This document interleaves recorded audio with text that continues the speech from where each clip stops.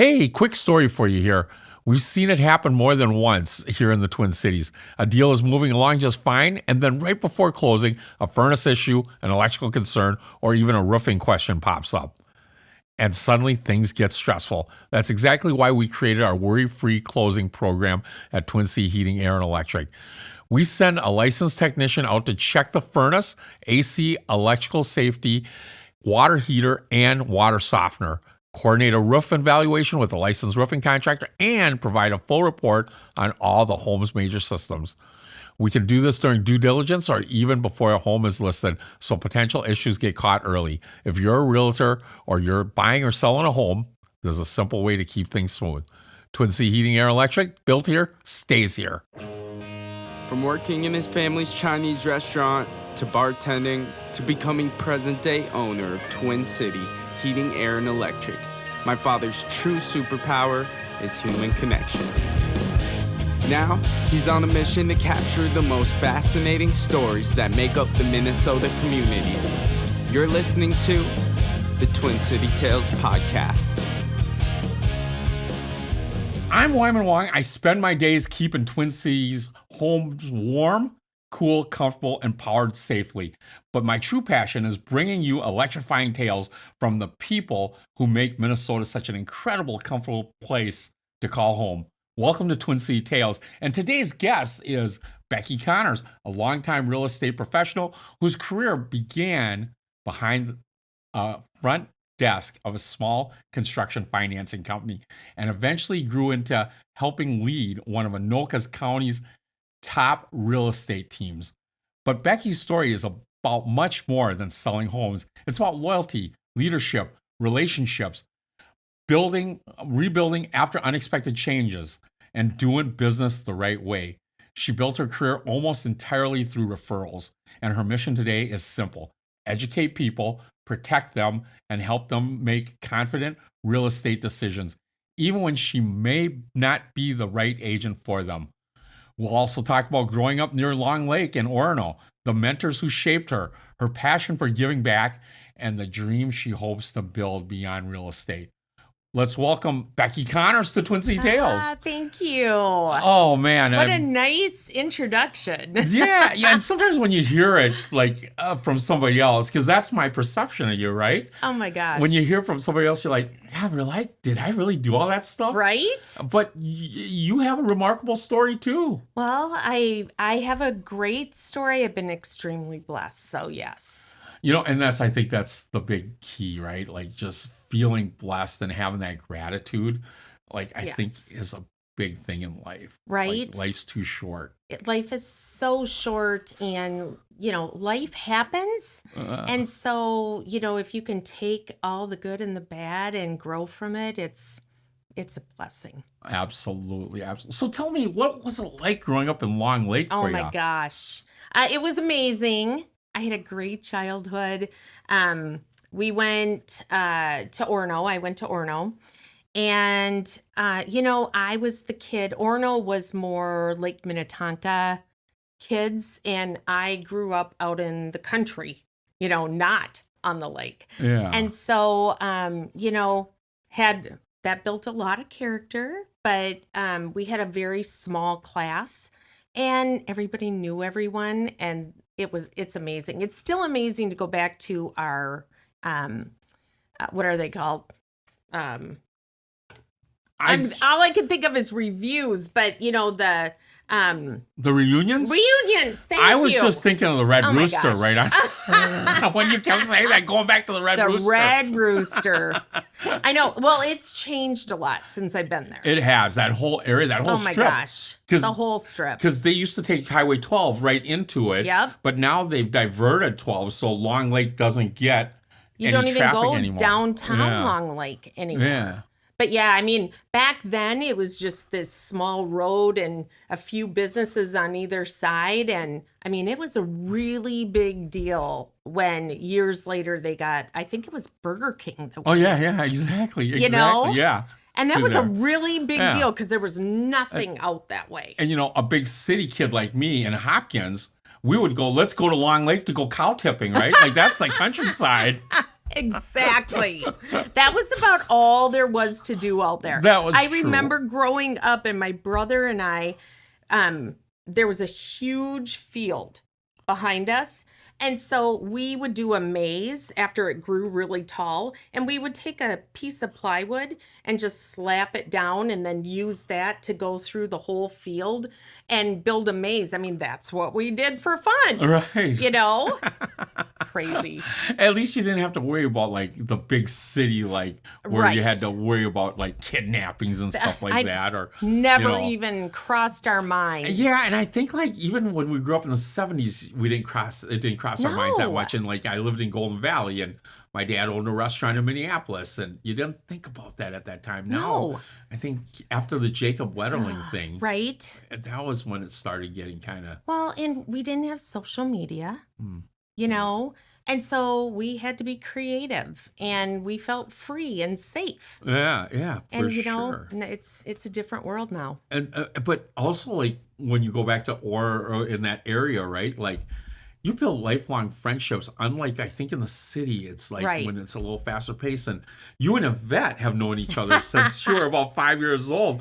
Yes. What's one story that perfectly describes your childhood together? Oh my gosh, we had so much fun. So Yvette is a twin, and her twin is Shauna. So it was me, Shauna, and Yvette. And you know, growing up out in the Orono area, we were the only kids from Orono that went to church in Wayzata. And you know, Wayzata was our rival Yeah. back then, along Yep. with Mound. Yep. And so we would hang out at church, and we'd be the only Orono kids. Everybody else went to Wayzata. And so we just got really close. We went through confirmation together. We'd grow up, you know, they would come to my house, I'd go to their house. I mean, it was just awesome. Yeah. Yeah. We had a great time. Yeah, it's such a small community like that's what It makes it is. so special. Everybody knows everybody, and Exactly. sometimes it's not always good because sometimes the ones that were a little bit like creepy got pointed out pretty Right? quickly. Yes, very much so. Exactly. And you were telling me your family, and even growing up back then in that countryside, your family like did a lot of traveling around Yeah. the country with the camp. Looking back, what did those trips kind of teach or remind you Oh of my in life? gosh. Well, at the time, I didn't think it taught me much. Right? I mean, I was in school, like middle school and high school, and we were in a pickup truck with the camper on the back.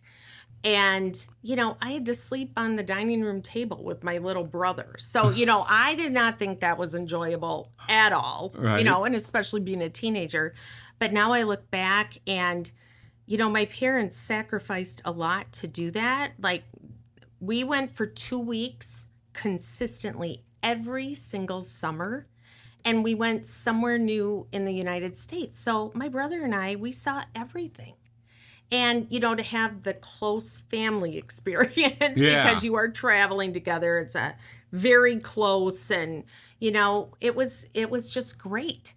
And you think about the sacrifice, and parents now, nobody does that anymore. I think it's harder this day and age because I think we have to have two income. Well, you're seeing it in real Yeah. estate. Like it's harder to buy a house without a two income Yeah. family, right? Like Yes. like back in the 70s and 60s, I think that was a little easier for families to do. And Right. I don't know if it's just inflation or just the way the world has become. But And you know, it was slower back then, yeah. wasn't it? Yeah. Like, it didn't seem as fast paced as it is now. And nobody's outshining the neighbor. Like if the neighbor had a boat, I don't think my parents ever felt like I got to get a boat just to Right. keep up with the Joneses. And I feel like there's a little more of that this day and age. That's so true. I think Yes, that's I part of the totally deal. agree. So I look back on that, and what a blessing that my parents gave us that gift Yeah. of, you know, seeing everything in the United States. It was amazing. Yeah. And your dad you told me your dad always said, whatever you do, be the best at it. Yes. And that's kind of, how's that shaped a lot of your lessons in life? Oh, it's shaped everything, right? Yeah. Like, It's about knowing yourself and knowing your talents and taking great pride in what you do and giving it your all, right? And I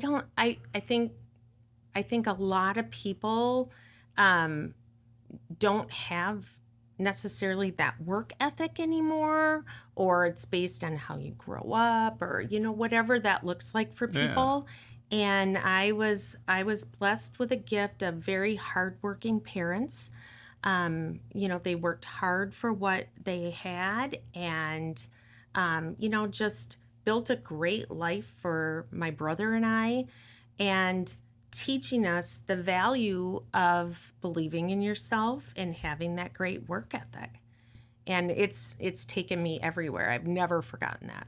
Well, and besides your dad, I know we'll get into this a little bit later, but you had some mentors along the way Right. too, which is super cool. But before that, when you got out of high school, Orono, what were the Orono? I know they were orange and black, weren't they? Or am I thinking Delano? Oh, Spartans. Delano. We were the Spartans. That's right. And your colors was I think orange. navy and red and white. Okay. Yvette would know. Okay. I forget everything. I just Yvette don't knows remember because they everything. were in our conference, and but it was well, at Hopkins we only played them like in special times, like they weren't really on our schedule for a lot of Right. things. Well, I think we were super small back then Yeah. too, and you Yep. guys were much bigger. Yeah, it was Delano was the one that we would play Yeah. more often, which we felt like was a hall out there too. Well, back then it did seem like it. Yeah. So when you were in high school, it was like after high school, you were like it wasn't like you were like I'm gonna sell homes, right? Like Never. So how did that start out when you were? What did you said? Am I going to school or what? Where did you go from there? From Well, high both school? of my parents were educators, and so I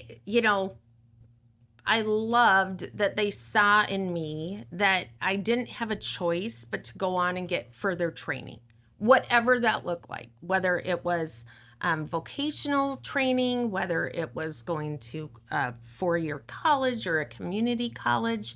I could choose whatever. And, back then I didn't really know what I wanted to do, probably like most kids now, right? Yeah. And so I just decided on going to school. And so I started at Northwestern here in the Twin Cities, and just kind of did my general classes and all of that stuff. And I had a job in between high school and college in Long Lake at a trust company. And I had interviewed for that, and I got, again, the blessings. The person that had interviewed me for that job had moved to a different company and had remembered me. And in my first year of college in the spring, she got a hold of my mom and asked if I needed a summer job. And I needed to make money. So I called her back, and I was introduced to a company called Builders Development and Finance. And what they did is they borrowed a lot of money from banks and then lent it to builders and developers for new construction and building and helping the economy that way. So that's how I started kind of in real estate. In the real estate industry, Yeah. yeah.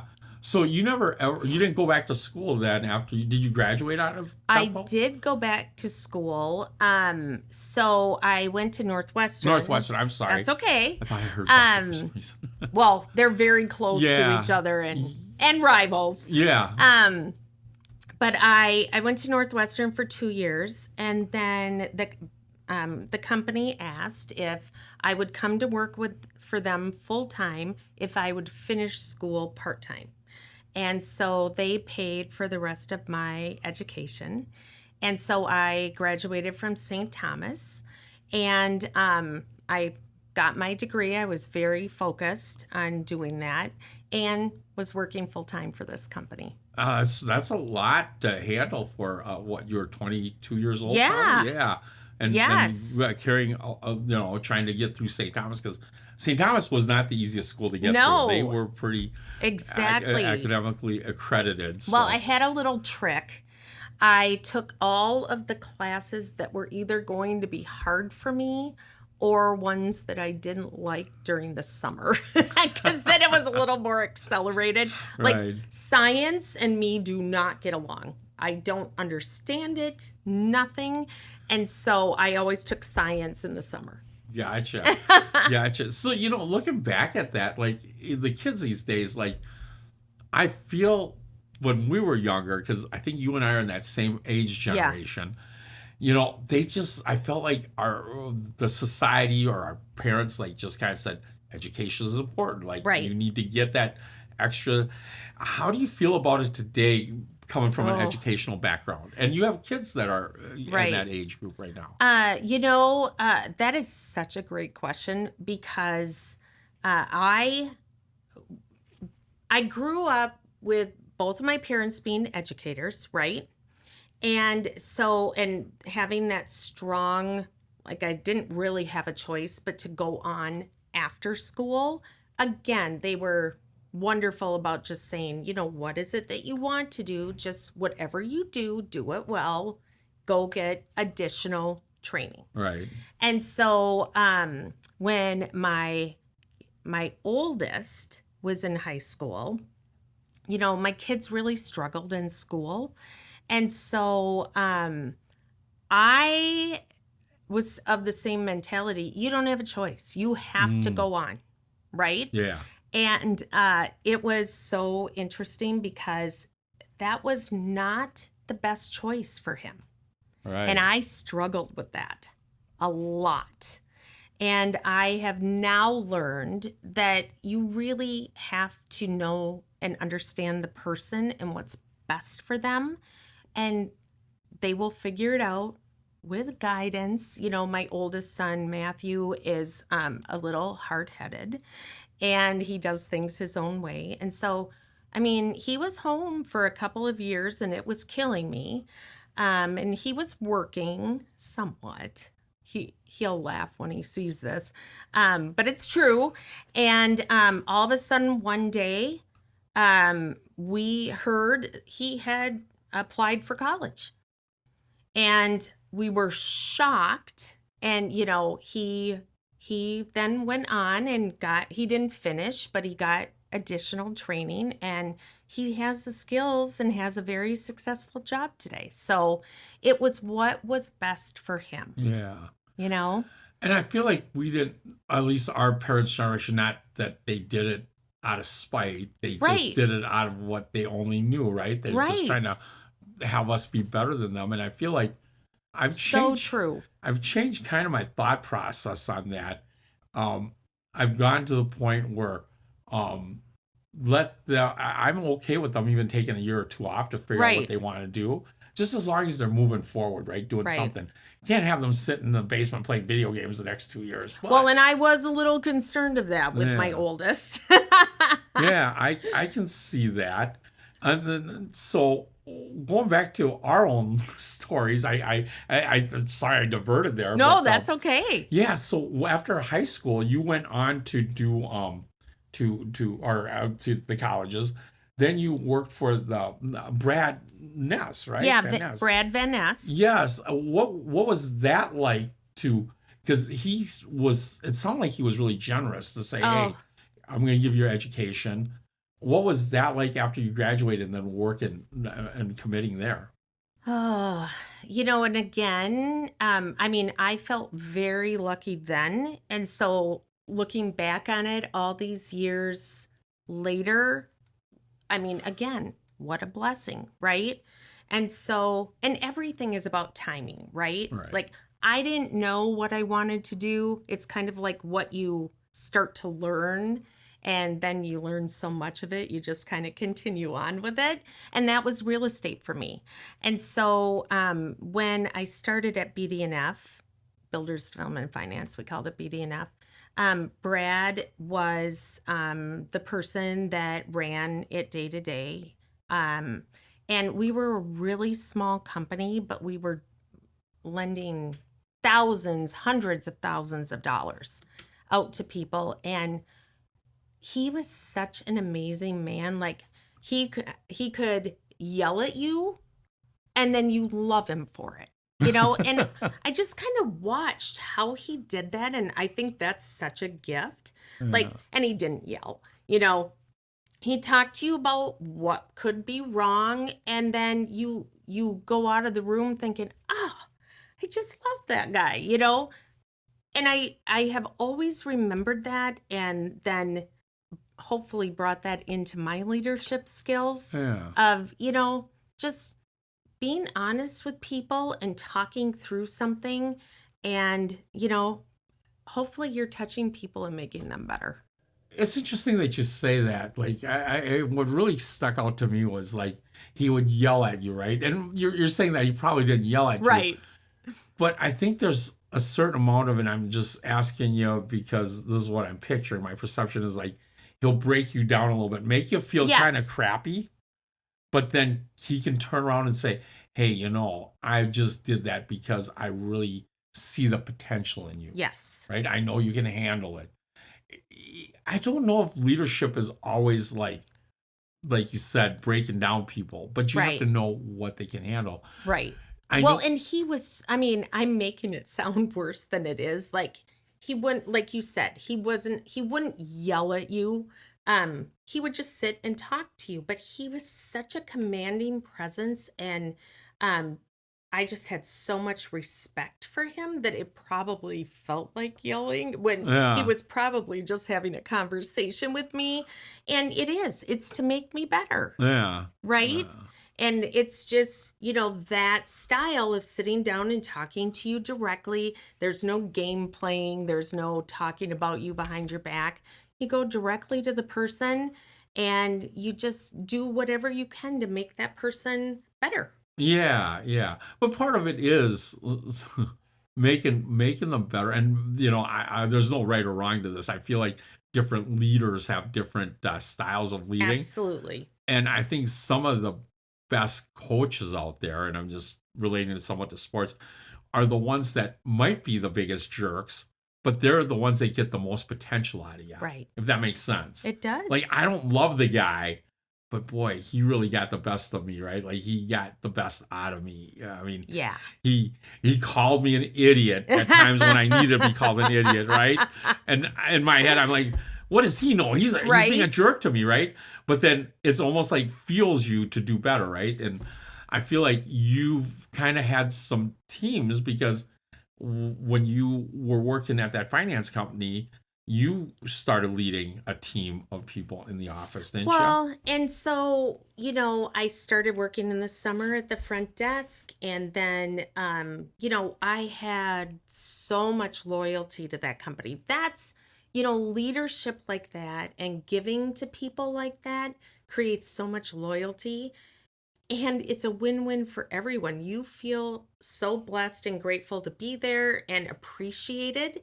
And they are getting even more out of you than a quote normal employee, right? Right. And right. so because it was such a mutual feeling of respect and love and, all of that, it was just such a great atmosphere to be in.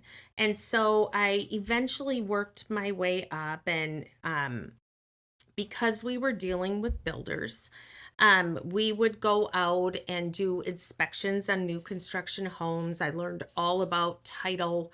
I learned all about land development. And so we started to do land developing. And I went and got my real estate license so that we could sell our lots to builders and just further bridge that relationship with builders and help them and give them more resources. So it was super fun. I mean, it was so challenging. I wrecked a lot of clothes being out on job sites, and, feeling like you have to dress up when you really shouldn't be wearing good dress shoes out in a field that it had rained the night before. And, we have tons of funny stories. I mean, we had people stepping in concrete after it had been laid, and all And they of have to that fix stuff. that. Yes. Yeah. So that was really my introduction to real estate. Okay. Okay. So I really knew it from a new construction standpoint. I knew how builders think. And one of the things that happens when the economy goes south is, it really hurts new construction. Yeah. And so we really wanted to be there to be more of a stable force for builders and new construction. And we're seeing it like this day and age too, right now, right? Like the construction has been down the last few years, but also the home prices has kind of crept up there. Right. Which and makes it a real interesting with interest scenario. rates Yeah. too going up. Yep. It makes it a real interesting scenario. Yeah. With all that going on. But let's get back to the new construction financing. So what made you like what happened there that kind of created the situation where you're like, this isn't going to be my forever job now, which you thought it probably was after you got to St. really Thomas. did. I Yeah. really did. I thought I would be there forever, but just like everything, the market tanked in 2007, 2008. And, we had to kind of pivot and shift. And, having your real estate license, you have to go to continuing education every year. And you have to do 15 hours of continuing education to be able to renew your license, right? And so I would go to continuing education and I'd sit there and go, I am never selling residential real estate. I am never doing it. There's so much to know and so much risk. And, I knew what I knew about new construction and that kind of thing. And I knew all the documents. Yeah. I knew everything I needed to know. But that was a whole nother beast. And then, when the market crashed, I thought, okay, well, all I know is new construction and real estate, so I might as well join them and do the thing I said I would never do. But I knew a few of the owners at my brokerage, and so I just went and talked to them, and they were so welcoming and amazing and just said, you can do this. And so that's how I really made the shift of going from development and new construction into real estate. So when you got into the residential real estate, what was it that, because there was probably a lot of cons at the beginning that you were thinking of. Oh, What was gosh. some of those hurdles that you had to move out of the way? What a great question. Well, I felt like I knew the business, but I didn't know that part of the business, right? And so I'm like, how in the heck am I going to learn this? And I love learning from other people. So I just kind of found some of the top agents in the brokerage and went and talked to them and said, would you be willing to take the time to sit with me, and what are the valuable lessons? What can I learn from this? How do you do this kind of thing? And, again, I mean, my brokerage is there are some brokerages that are like, don't talk to us. We're not going to teach you anything. I made it on my own and had to learn the hard way. And that was not this brokerage. And so lots of people, I mean, you could just any day or night, you could go to them and ask questions. The one thing that I really learned is that I'm a perfectionist, right? And I like to do things right in the right way. And so, I thought, okay, I'm going to get an office in the brokerage. I'm going to, get my desk and have all my systems in place and folders. And I'm going to have, this color for a listing and this color for, I really sat and thought about all this stuff. Right. And it got to be 2.5 months later, and I'm sitting in this perfect office in a brokerage, and I felt like I had to turn that invisible neon sign that says open, Oh, yeah. and I sat there and the phone didn't ring. right? Interesting. Yeah. And it's because I wasn't focused on doing the right things. Oh, sure.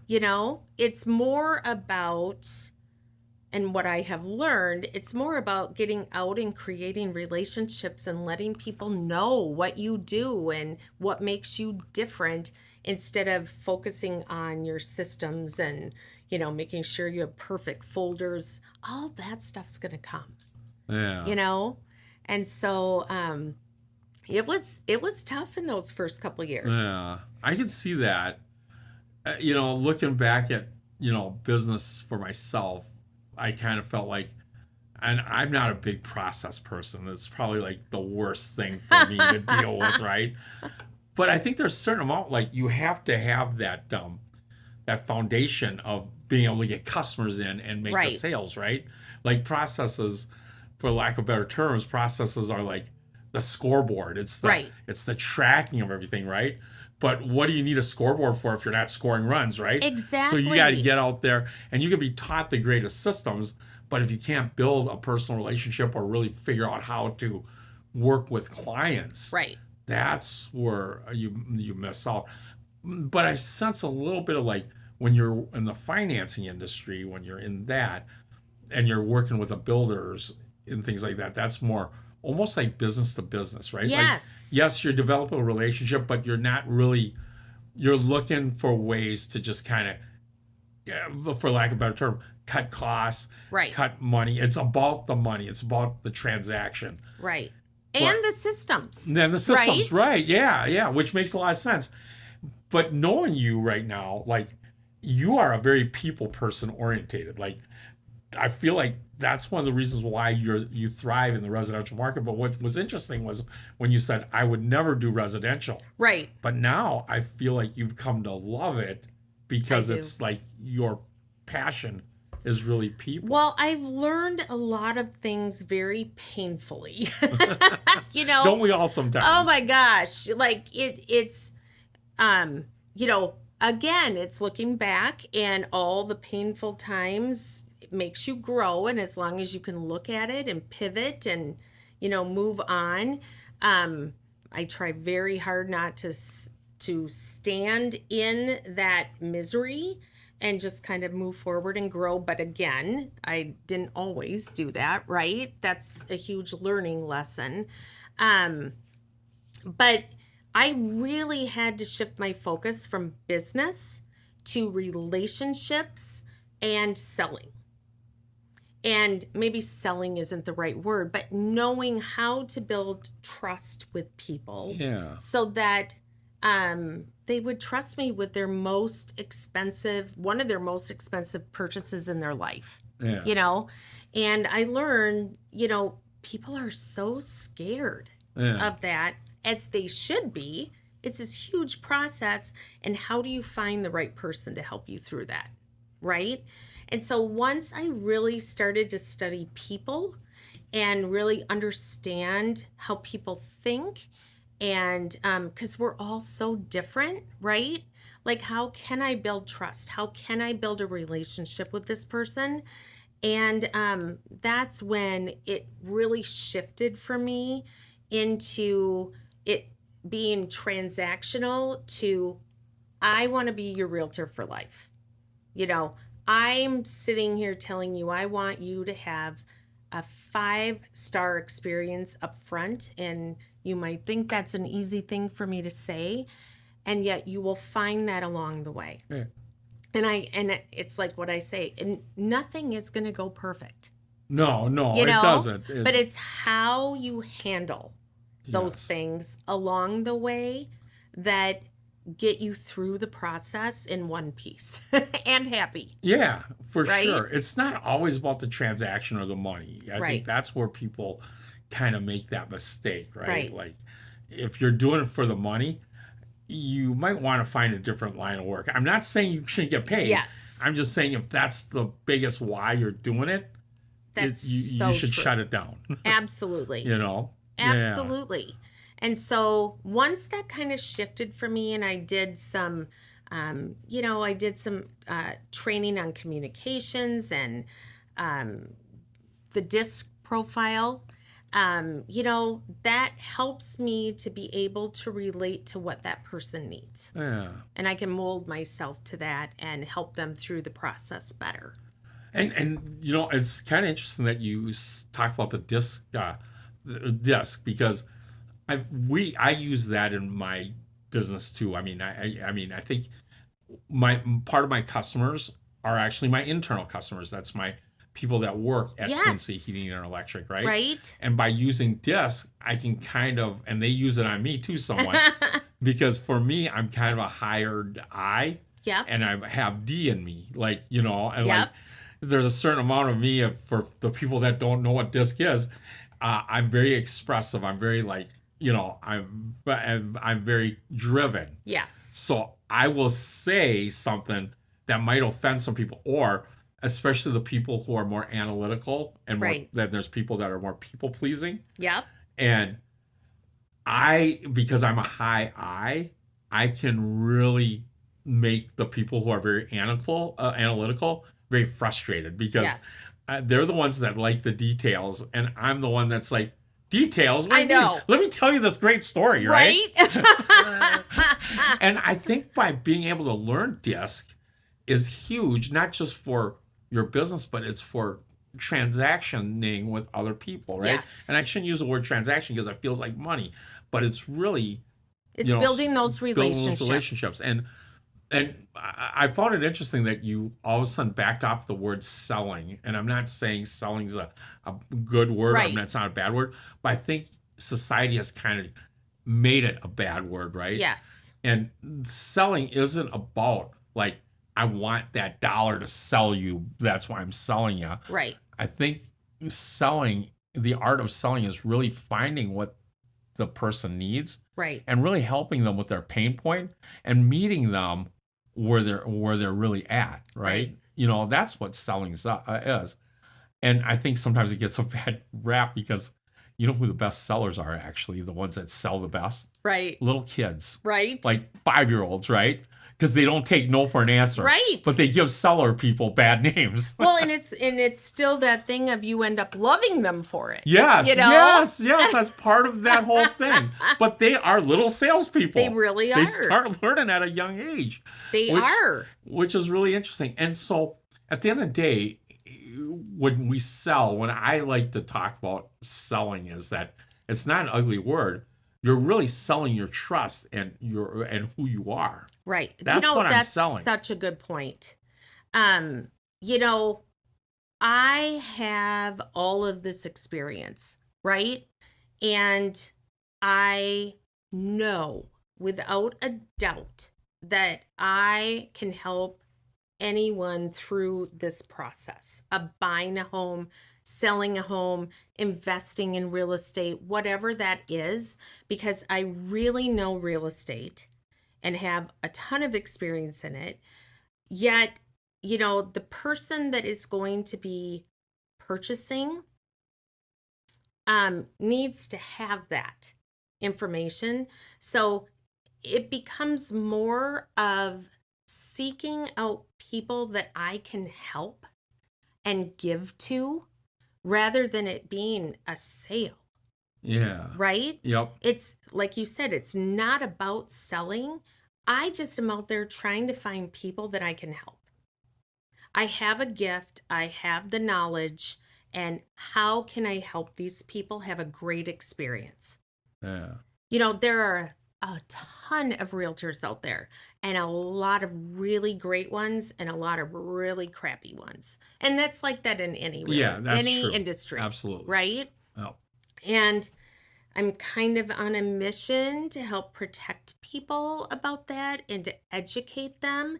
And so if I meet with somebody, I'm not sitting there selling them. I'm talking to them about the process and educating them on what's best for them. And if I'm not the best choice, then so be it. Right. I want truly what's best for them. Now, I have been very blessed that I don't get rejected because of that, because I'm teaching them how it should look, right? Yeah. And that it's all about communication. And, just like with with what you do, people probably need something fixed or new equipment in their homes or whatever. And you're going out and you're teaching them this is what's best for your size of home. And, this is the way to do it. And, it should be that way in real estate. And Yeah. it's not about my agenda. And I think so many people nowadays make it about themselves and they're just in it for themselves. And that's not what this is about. And you're talking about other realtors sometimes. Yeah. like that. Or, It's really interesting. anyone. Yeah, that's true. Right? And at the end of the day, it's really about, because you are in that industry, and it's making sure that industry is protected Yes. with the highest integrity, right? And Yes. I think sometimes people forget that again, it goes back to the why of what you do. But I used to be really angry in my industry at the people who charge, like, feel like they overcharge. But Right. also I'm looking at it from a point of view of like, I'm like a service guy for Centerpoint Energy Madagascar. That part doesn't seem that expensive, and my hourly is this, and they want to charge what? Do you know what I Right. mean? But in a sense, Centerpoint Energy has built a company that's feeding all these family members. They're giving good education, and they're providing a retirement, right? So they have certain costs that they have to meet to be able to Right. create that. And then, but when I'm out there working as a one-man shop, I can do it for cheaper and do that. But am I really giving the best quality service? Am I really giving what the customer really truly wants? And that's like be able to answer the phone at 2 a.m, right? Right. And settle them down because they feel like they have a problem in the middle of the night. Right. You can't create that if you're the cheapest guy in the world, right? Right. Right. Well, and I think you bring up a really good point. It's about knowing your worth Yes. and yes. then believing it. Mm-hmm. Those are two very separate things. And when you have something that is going to really help people, that's valuable. Yes. Also, and I Exactly. learned that back at BDNF, we charged higher rates to builders than what a bank would charge them. But we had all this service and knowledge, and some builders weren't bankable, and they could still be in business because they could still build homes when they came to us for funds to build those homes. Yeah. And the guys that I worked with there just drilled that into me. Like, I'm like, oh my gosh, we're charging what? Yeah. And they can get it here for what? And they just drilled it into me.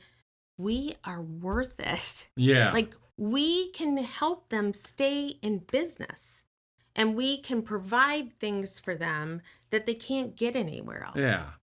And the kind of the other point of view that happens when you get people that come in and do it cheaper or do it not the right way, like what we try to accomplish and what Yeah. you do as a realtor.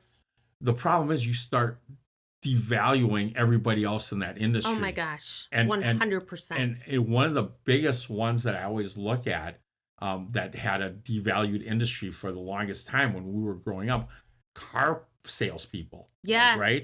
Yes. And I think maybe that connotated into some of that bad name for a salesperson or Yeah. to sell something, right?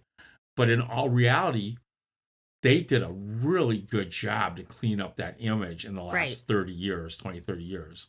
Yep. Like, you don't go into a car dealership and feel like you're going to get taken anymore, right? Right. You know what I mean? Right. And then I think, like, in your industry, to a certain extent, there's that conception or perception of, what does a realtor do all day? All they do is just show a Right. few houses, write up a contract, and they make how much on my percentage? Right. And people don't realize how much work it is to actually be a good realtor. Well, and again, it's all about education, right? So I want all of my clients to know, yes, this is a lot of money that you're going to spend on selling your home, but here's where it goes. Yeah. Nobody teaches anybody that, right? And it's the value that I know I bring. And so it's when somebody asks for a discount or whatever, I'm like, I'm not your person. Yeah. You know, I'm I'm I think most people today truly really want a fair price and to be treated well, Right. right? They're not looking at the cheapest. If they're looking at the cheapest, they're not your people, That makes a lot of sense. you know? Yeah. And there are other people out there that can help them, right? But most of the time, I can sit there and I can say, you know what? I might not be the cheapest, but here is where my value is.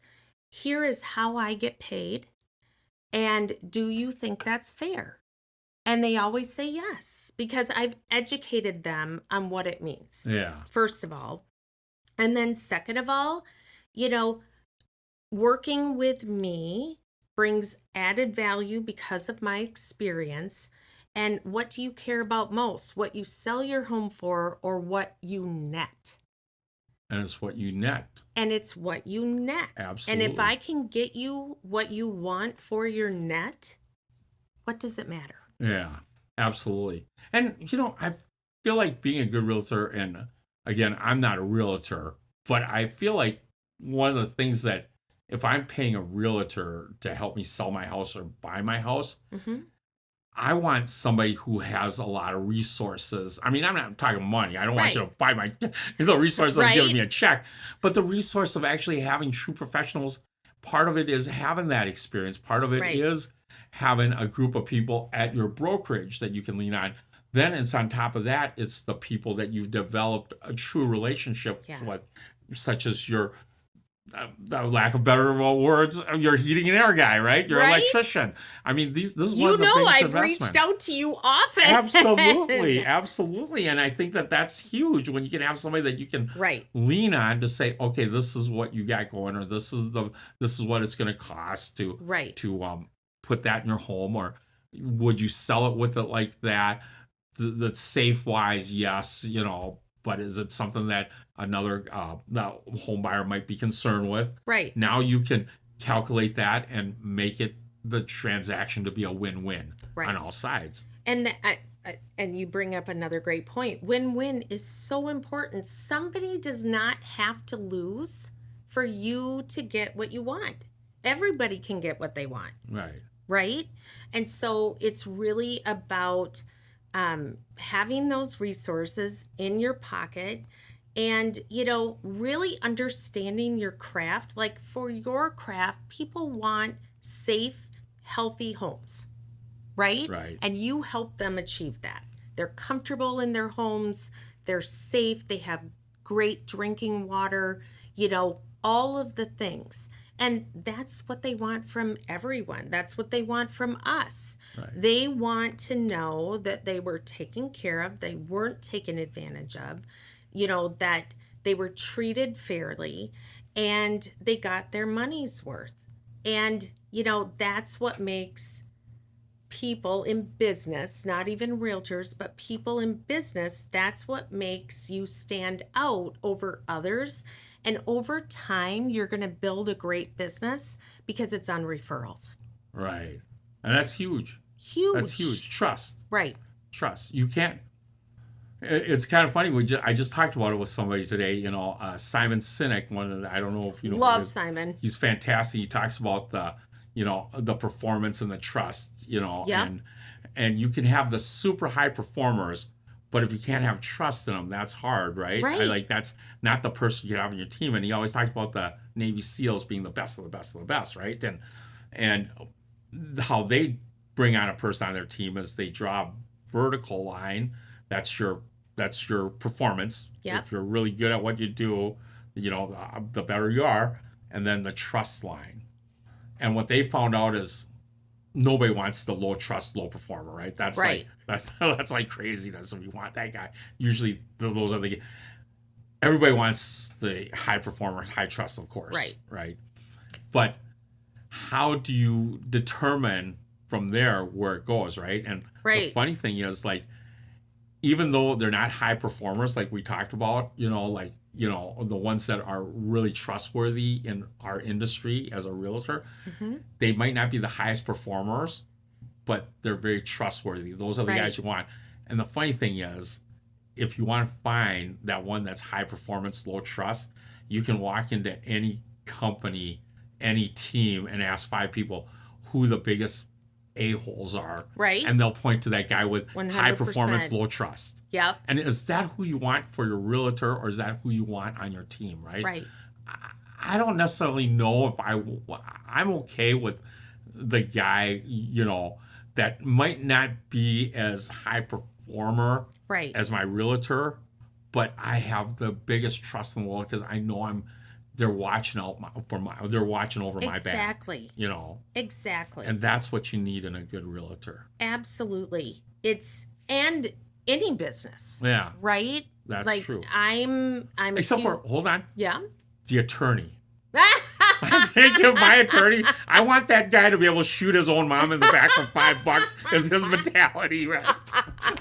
But not John Gunderson. Not John. Because I don't think he'd do that. Not John.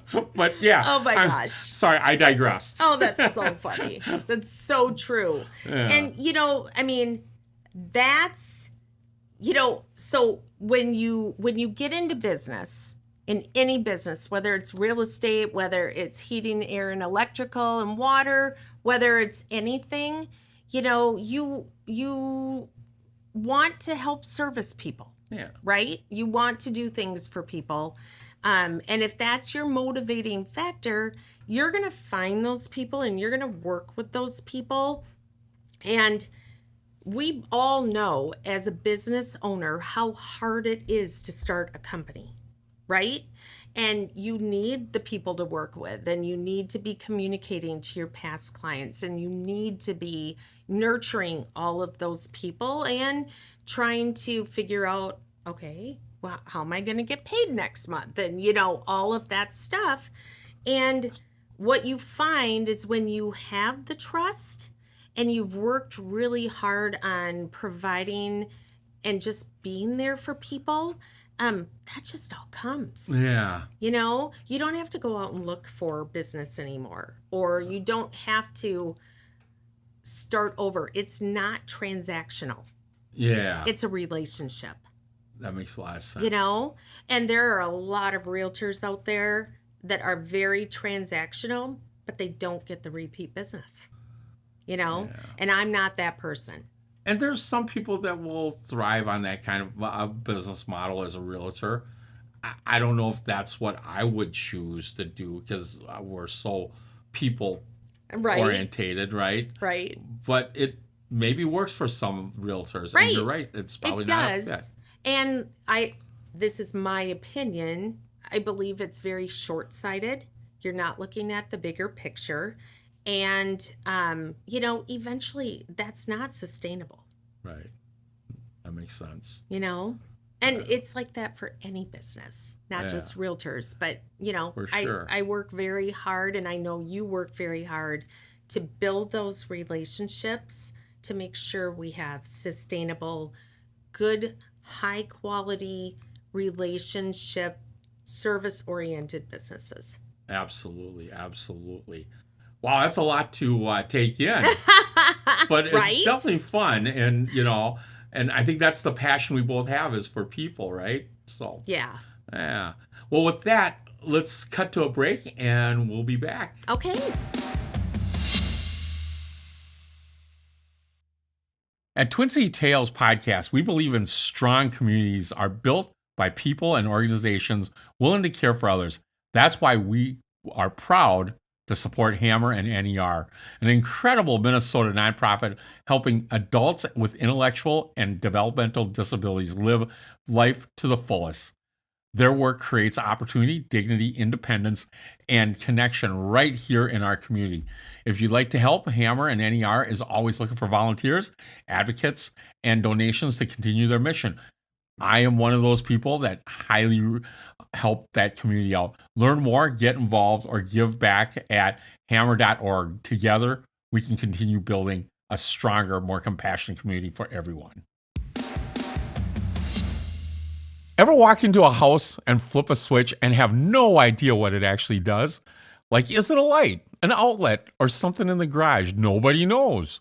Or what about when you plug in something into an outlet and it just slowly falls out like it's giving up on life? Or worse, the outlet just doesn't work at all. Well, we see that stuff every day. At Twin City Heating, Air, and Electric, we help homeowners take care of those small electrical issues before they turn into bigger problems. Loose outlets, dead plugs, mystery switches, we'll track it down, fix it right, and make your home actually work the way it's supposed to. So if something feels off electrically, it probably is. Twin City Heating, Air, and Electric, built here, stays here. Feel the difference. Before we jump back into my conversation with Becky, I've got a quick favor to ask. If you're enjoying Twin City Tales, please take that moment to hit that subscribe or follow button. It helps us share these incredible stories with more people throughout the Twin Cities and beyond. And if you've enjoyed an episode, learned something new, or been inspired by one of our guests, we'd greatly appreciate it if you can give us a rating or a review. It only takes a minute, but it helps others discover the show. You can find Twin City Tales on Apple Podcasts, Spotify, YouTube, and wherever you enjoy your favorite podcast. And don't forget to follow Twin City Tales on Facebook for behind-the-scenes content, upcoming guests, episode highlights, and more stories from around our community. Most importantly, thank you. This podcast is built around celebrating the people who make a difference, business leaders, community champions, entrepreneurs, athletes, and just your extraordinary people every day with extraordinary stories to tell. Your support allows us to continue sharing those stories. Now, let's get back to my conversation with Becky. And just remember, life is too short for bad stories, bad coffee, or even bad advice. And you can't go wrong with Wymond Wong. So, Becky, who is someone you would love to hear or see on this podcast? You know, I was thinking about that, and there are two people that you and I both know. Uh-huh. But I think each of them have really tremendous stories. One is Luke Meschke. Oh, yeah. His family business. Right? And I mean, he is so amazing. Like, you know, he has the same business ethic that we do and just really is a go-getter. And what he's doing right now, I think, is so fascinating. Yeah. And the other is John Gunderson. Yes, John would be very interesting. He's got a great story, too. Yeah. So I think that would be really fun. I got to admit, getting Luke on, I would be a little jealous because he's so young, handsome, and such a go-getter, right? Like, if I could have that back. Oh my gosh, you and me both. My mind is still 30 and my body is not saying the same thing. Although we probably got to take some lessons from Yvette because she still looks like she's 30 right? and she like runs like she's 30. So I tell her it's disgusting all the time. So is her twin like that too, pretty much? Shauna, yeah, she's fit. I mean, looks like she's 30. Yes. Yeah, there's a little envy and jealousy when we're our age. It's really their whole family is amazing, and you know, it's 4 sisters growing up, and their mom, love her so much, and she's so cute and fit, and yeah. So I gotta admit, she did send me some pictures of you. Oh, great. And your family, which is super cool. She didn't have anyone super young, but I'm going to start off with this picture. This one might be your pride and joy. Oh, boy. We'll start off with happiness here. Okay. So. I'm scared. Oh, my kids. Yes. It looks like snowboarding trip. Yes. Where was that Well, they were in a snowboarding club. Okay. And they loved it. You know, they're boys. They were wild and loved to just be outside and all of that. So, yeah. Love, love, love. Super cool. That's so long ago. Oh my gosh. So That's when I had more control over them. But I feel like they start coming back though. Like you They lose some do. control and then Yes. they start coming back, They which is do. super cool. I'm super blessed. I get to work with 2 of my kids. So And awesome. it is awesome. I mean, not everybody can say that they work with their kids Right. in a business, at a Right. business, right? Like they can work at a company together, but it's not the Yeah. same. So I'm very blessed. in that sense. Yes. That's a gift. That is a gift. And then this one is kind of fun. This looks my like a gosh. clothes. Oh, okay. So that's my oldest, Matthew, and he just bought his first house. Now, I have been telling him for 10 years, he's always lived with a whole bunch of guys. And I'm like, why are you paying rent? Invest, buy a house and have all your friends rent from you. And so, eventually he gets it, right? Yeah. They don't always listen to us. But yeah, that was actually this year. And he bought his first Very house. nice. And I'm so proud of him. I don't need to look at the camera to do this. Dan, did you catch that? I can We got talk to get to you in a him. house. Yes. Eventually. Start building wealth. Yes. That's a great picture. And then I love this one. Oh, boy. Because it's both you guys. But I wish I could have got an elementary school picture, you guys. I know. You know what? It was the same with her. Like, my yearbooks are probably buried. Yeah. Right? Yeah. And oh my gosh, we had so much fun that night. She is just my heart, honestly. Like, I love that. We laughed so hard. We decided like an hour before the Bruno Mars concert to go down and go. Yeah. And so went and found tickets. We were looking on the street to find tickets, and it was So you went to Bruno Mars. Yes. How fun is that? It was so funny because how well I know her. Yeah. And she had put a post out on Facebook, and I called her and I go, "Let's go." Or I might have, commented on it, and we just went.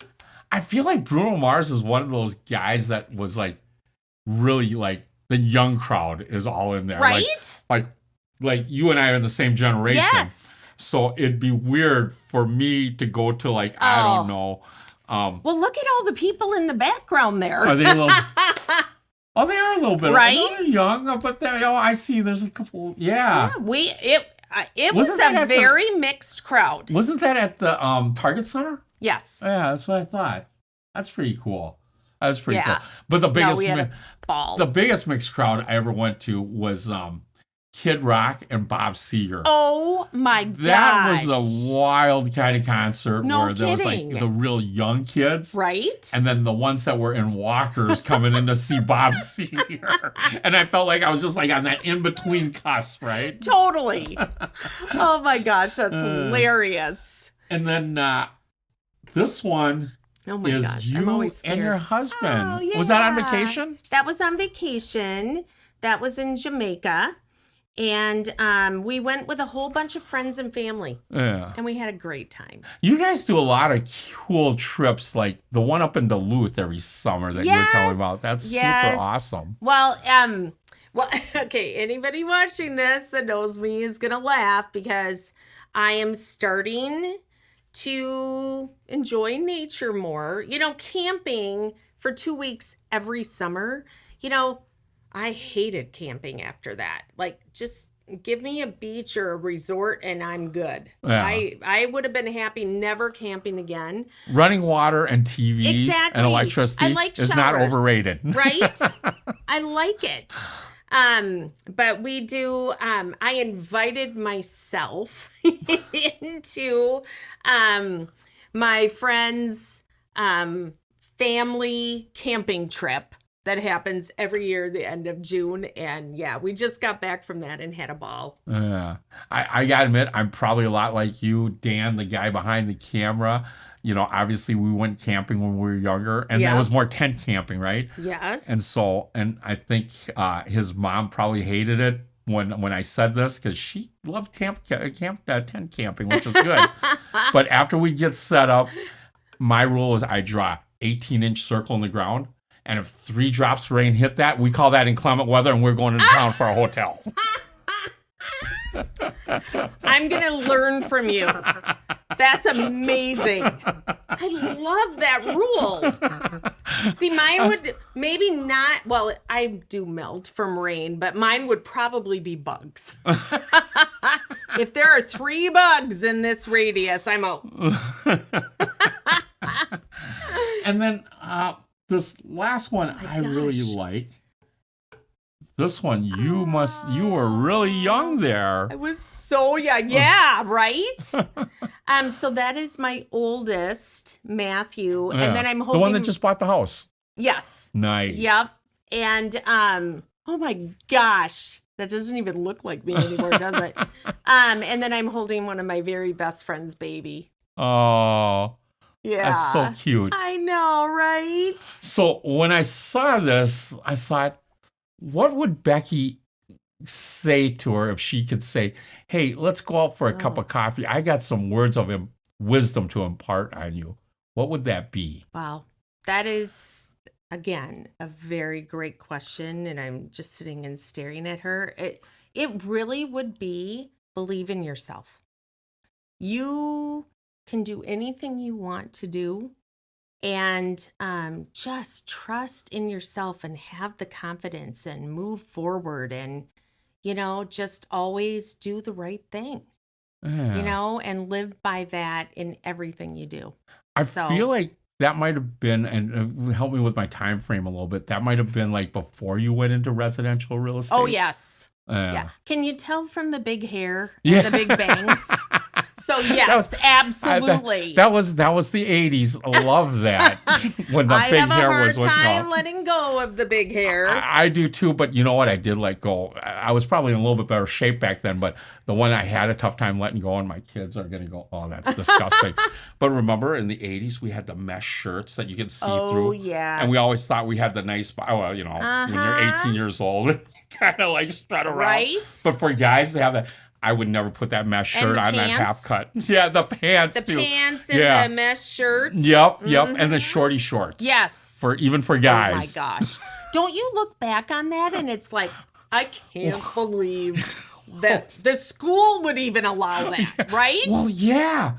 Well, I think, like I said, you and I probably graduated almost on the same era, but I don't know if they allow kids to do this anymore. But I remember the cool thing was having the flannel shirt. Yep. With obviously the high top basketball shoes, the high top shoes, not tied up so that you can flop around them as you walk, and then the beer T-shirt underneath. Right, and you couldn't drink, but technically we had to drink. Yeah, I suppose with the plaid shirt, but you'd have that open and that Pabst Blue Ribbon or Miller beer, right? Like you were the cool kid and you're like a sophomore in high school, right? Oh, those were the days, right? All that fun fashion and big hair. I know. But I love that. That's a fantastic picture of you with your kids, and it just seems so special, right? Right. To give anything to go back there and but being who you are now. Yeah. Right? And the lessons and I miss those days. I do too. And, I've said this on the podcast before. One of the things that I always think about, and I'm blessed to work with Dan here, but the one thing I do miss is like, if I would have just known that last piggyback ride, right? Like, you don't take that moment. You don't think about it until like he's 27 years old now. True. And that last piggyback ride, if I would have put him on my shoulder, I would have savored it a little bit longer. Right? Yes. And I don't know about you, but I feel a little more grounded now. Like back then, you're just trying to make it through the day. Yeah. Your kids are small, you're working, you're providing, and you're just trying to figure it all out. Whereas now, you look back on that and it's like, they were young. Spend more time with them, kind of thing. And do a little more of that. You're just always in that drive mode. Yeah. Days are short or long. When we're that age, days are long. But man, the years are short. They really are. We miss that. You just blink. Yeah. Yeah, I know. exactly. And you look back and you're so worried about all these little things, like you said, but not sweat those little things. Right. It's like at the end of the day, your son Matthew is in a house now, and Yep. And he's adulting, Right. And he's doing society. He's a productive member in society. Right. That's all you can hope for with your kids, that is so and just true. enjoy the memories that you have. Exactly. So before you go, I have a few gifts for you. Oh my gosh. So, of course, I think Yvette got one too, but you're special because you get your own name on it. Oh, thank you wow. very much Thank for you. coming on the podcast. This is so amazing. Thank you so much. So your thumbs up that thank you for coming on the show. I'm so grateful. Of course, everybody gets a I bucket of love fortunes. it. I love fortunes. May your fortune continually roll in health, wealth, and happiness. Oh, thank you, and likewise. We talked about. I was trying to think what would be great gift for you, because you talk about the giving part, right? Yeah. And then how do we start that? Like, I've always wanted to start a nonprofit for like disabled adults, and but I came across this book and I haven't read it yet. It's called Doing Good Better. And when I started researching it, it tells you how to get there without, with what efforts you need to do. This is so amazing. So I think that Thank you. I might have to ask you if after you read it how it went, because absolutely. I was kind of interested in that. I might even pick up another copy and oh my gosh, and thank read you that. so much. So, well, we have a very similar goal that we had talked about, and it's about giving back to others and what your dream job was, and we're gonna hold each other accountable. That's the key to success, the accountability. It really is. Consistency, accountability. That's what I've learned the last year. Like, that's Right? what you need: consistency and accountability. Yep. So true. yeah. Oh, thank you. Well, I can't thank you enough for coming on the show. Thank you. Being on Twin City Tales. If you want to learn more about Becky, and I'm going to need your help on this, Becky. Sure. You can learn more about Becky at or KW William, or what's your website? It is Connors. Connors. CONNORS and spelled out, and company spelled out .com. .com. Perfect. Yes. Connors and company. .com. All spelled out .com. Perfect. Yes, thank That's you. where you can reach her at. If we would buy it too fast, we'll actually put it on our Spotify, YouTube page, and even on our Twin City Tales page, Facebook page, so we can post it on there. As we roll out of here, we want to say thank you to Chris Hockey for the use of his song Thanks, as usual, with no pun intended, because I truly do thank Chris Hockey for letting me use his music. This podcast is powered by Twin City Heating Air and Electric. And remember, you can't go wrong with Wymond Wong on your Twin City Tales podcast. This song goes out to my family, to all the ones who died before me. I'm sure the family life made you do things you never wanted to, so I wrote this song